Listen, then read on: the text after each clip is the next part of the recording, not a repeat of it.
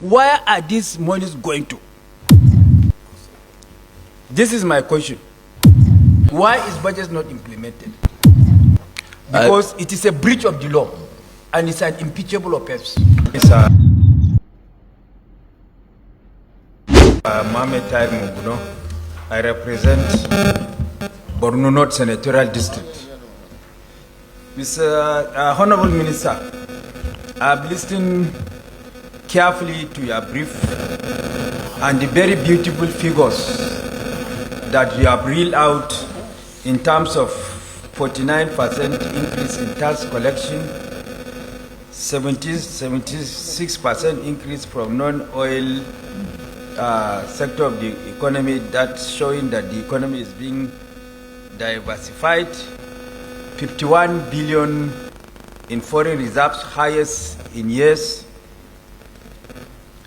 Well, budget, implementation of a budget, I'm not an economist, I'm a lawyer, but from the little economy that economy is it 101 that I learned in the university, implementation of a budget is a function of the revenue that government was able to collect. From the figures that you have reeled out and from the brief that we have gotten from the Nigerian Revenue Service, almost all the revenue generating agencies have exceeded their target of revenue collection. If we have exceeded the target of our revenue collection, it is inherently contradictory for government to woefully fail to implement the budget. Where are these revenue going to? If the budget, for example, 2025 budget has not been implemented, and we have to roll over 70% of 2025 to 2026, and that with the promise that 30% will be implemented before March. Up to March, even 30% was not implemented. National Assembly has to extend the lifespan of the budget up to September to allow government to implement just 30% component of 2025 budget. The issue of 2026 have not arisen completely, has not arisen. Has not even started up initial. It has not even arisen. So, don't you think is it not contradictory? Or why are these revenues going to the extent that the budget is not being implemented? It is through the implementation of the budget that dividends of democracy is being brought to the doorsteps of the people. If the budget is not being implemented, why is the function of government? For example, security of lives and property of the people is the primacy of governance. All the security agencies that we have been interacting with them, they are reporting to us that they have received zero allocation in terms of their capital. Where are these monies going to? This is my question. Why is budget not implemented? Because it is a breach of the law and it's an impeachable offense. Then about 3.7 trillion naira was received last month, and only 2 trillion naira was disbursed to the three tiers of government. About 1.7 trillion was retained. Why? Why is it that 1.7 trillion was retained? Why not disburse all the 3.7 trillion to the three tiers of government? This is my question. Thank you. Particularly foreign loans. And I'll take that, with your permission, together with the last question from distinguished senator, also on debt. I think there is the need for some clarification in terms of how debt numbers are reported.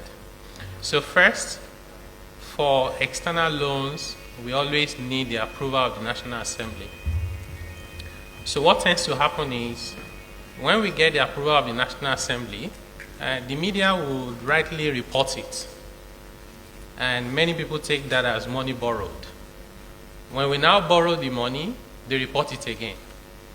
So, in fact, I think it was last year when the National Assembly approved about $20 billion, which was based on MTEF. So people add up big numbers as the money we have borrowed, and that is misleading in terms of the analysis. We're currently finalizing this breakdown in the Ministry of Finance. We'll make it available to the public. It will show how much the National Assembly approved and how much of that we have borrowed and how it has been spent. In addition to that... But you have not exceeded what National Assembly has approved? No, we haven't. Okay. In fact, we've not even taken half of what the National Assembly has approved. Okay. And we're also guided by the Fiscal Responsibility Act that only allows the government to borrow for capital expenditure and human development. So we are mindful of that. The other important issue is that, and the distinguished senator that asked the last question also spoke about this. When this administration came into power, public debt was around 75 trillion. But between then and now, many people would just simply compare the number before and the number now and say that this government has borrowed so much. But actually, it's important to note that as a result of the reforms and the depreciation of the naira, the foreign exchange component of our public debt had to be revalued because it's Nigeria and we report in naira.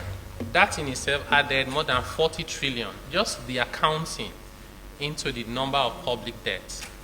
Another very important recognition is that the National Assembly was kind to allow the securitization of the ways and means of the past administration, which was, together with the accumulated interest, around 30 trillion naira.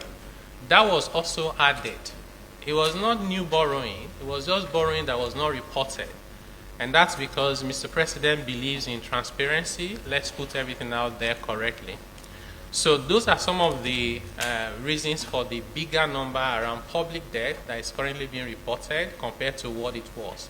But actually the amount of debt that this government has taken is not anywhere close to what is being reported.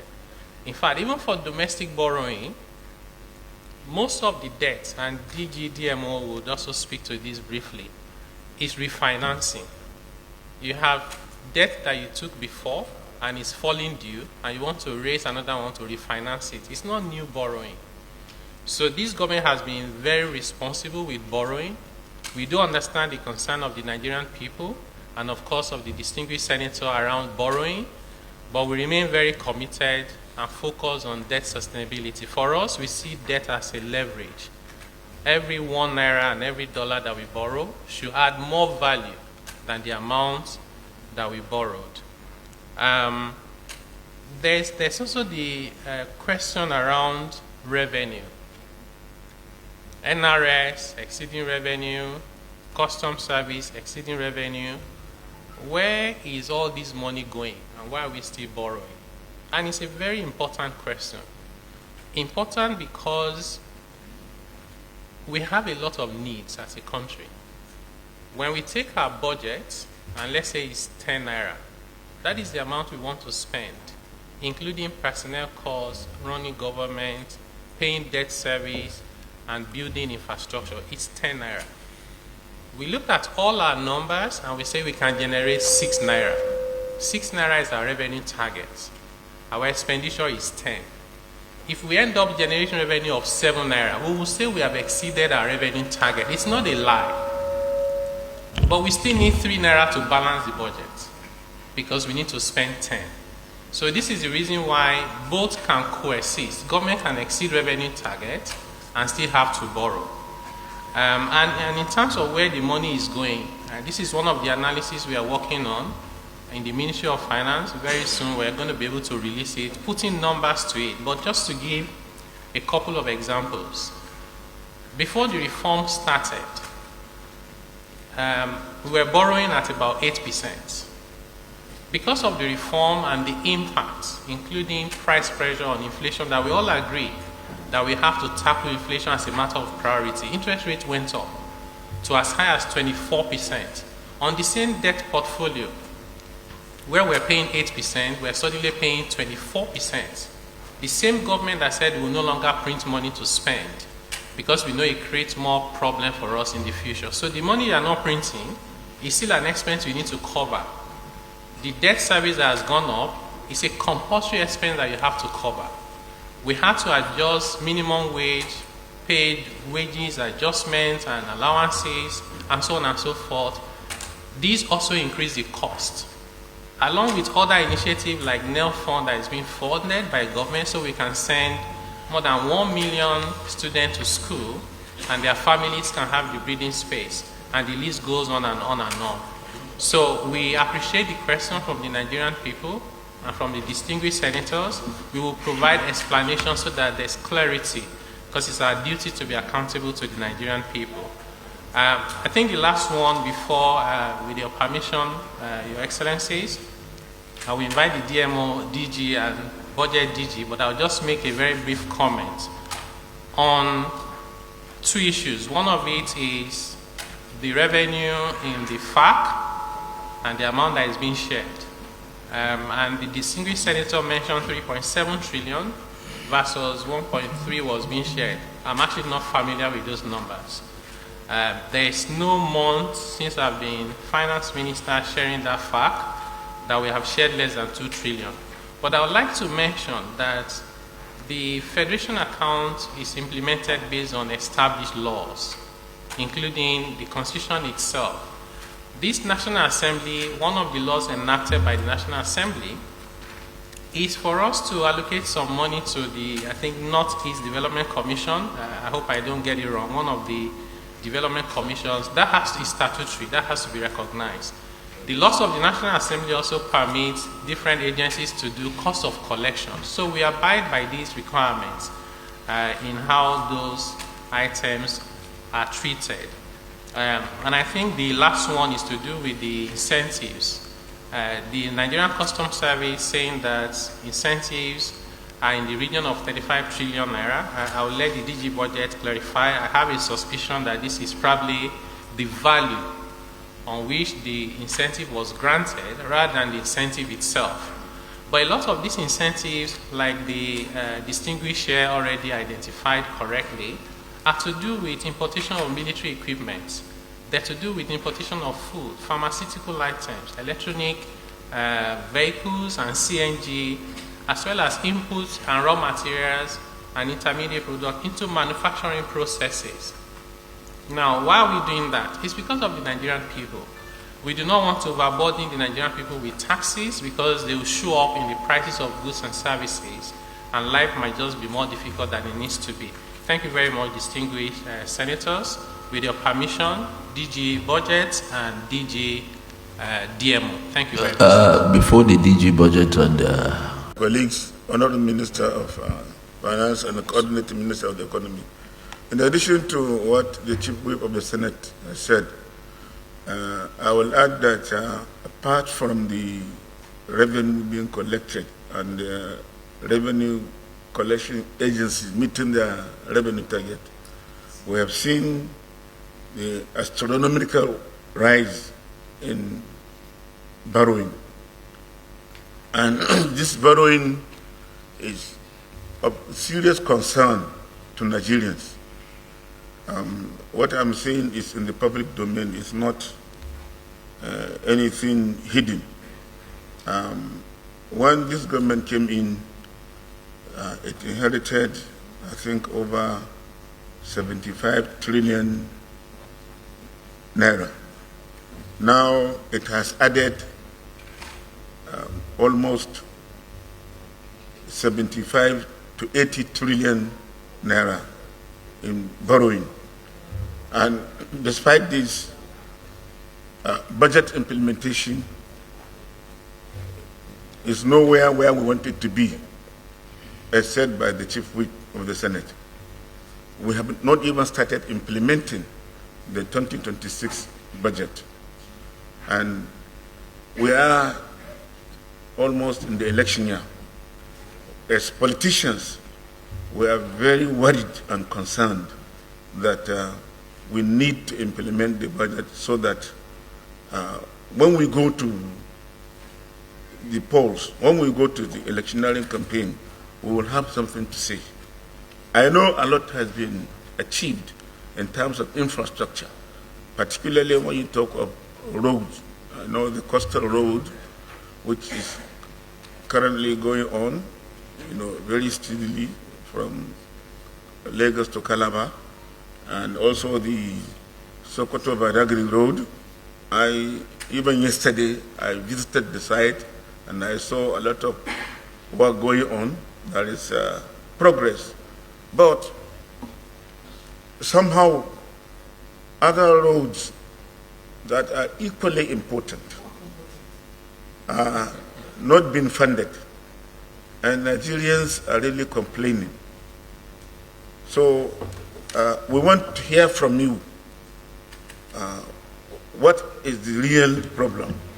Okay. Honorable Minister, answer these two questions first before we go to the next round. Answer and read this meeting. The meeting is called for the Honorable Minister to to shed light on the economy, the state of the economy at this moment, and which he has done.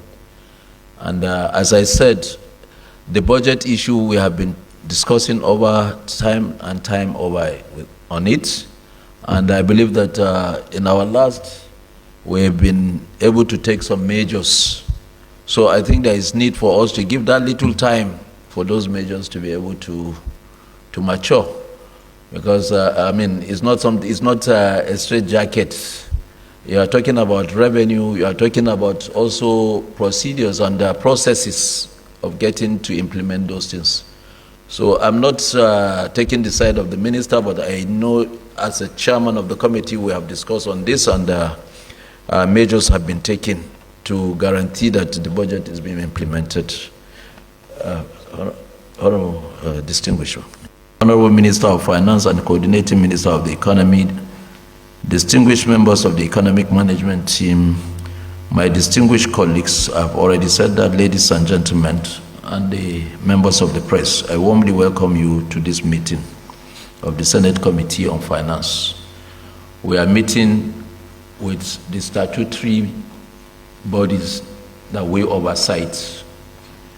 So this engagement comes at a critical time as our nation continues to navigate economic challenges while pursuing reforms aimed at restoring macroeconomic stability, strengthening public finances, boosting revenue generation, curbing inflation, creating jobs, and improving the living standards of Nigerians.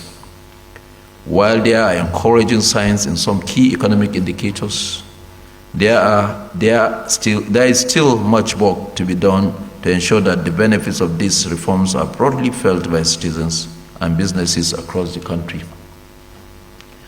Today's meeting provides an opportunity for constructive engagement on the state of the economy, revenue performance, fiscal reforms, budget implementation, debt sustainability, and the government's strategy for sustaining economic growth and fiscal resilience.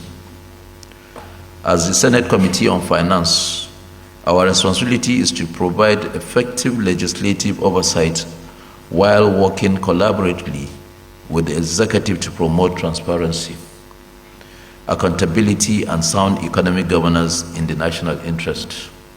We appreciate your presence and look forward to a frank, productive, and solution-oriented discussion that will contribute to achieving our shared goal of building a stronger and more prosperous Nigeria. Thank you, and you are most welcome. My distinguished colleagues, we are going to give the Honorable Minister to make his own remarks and then tell us a little about what we should know and what Nigerians should know about the economy. And thereafter, we will ask gentlemen of the press and all others to give us the chance to go into an executive session. Thank you very much. That this committee will be having with the Honorable Minister of Finance and Coordinating Minister of Economy. And what we have seen, I think, is worth being commended. It's commendable because we've never had a meeting where the minister comes with all his team, so that in the event that there are certain questions that the minister cannot directly answer, the relevant director who is in the know of that will give us a solution or will respond to that question. This is the first time we are having it, and we commend you for doing that. I will go straight to reading my opening remarks. Honorable Minister of Finance, my distinguished colleagues, the Chief Whip of the Senate, my distinguished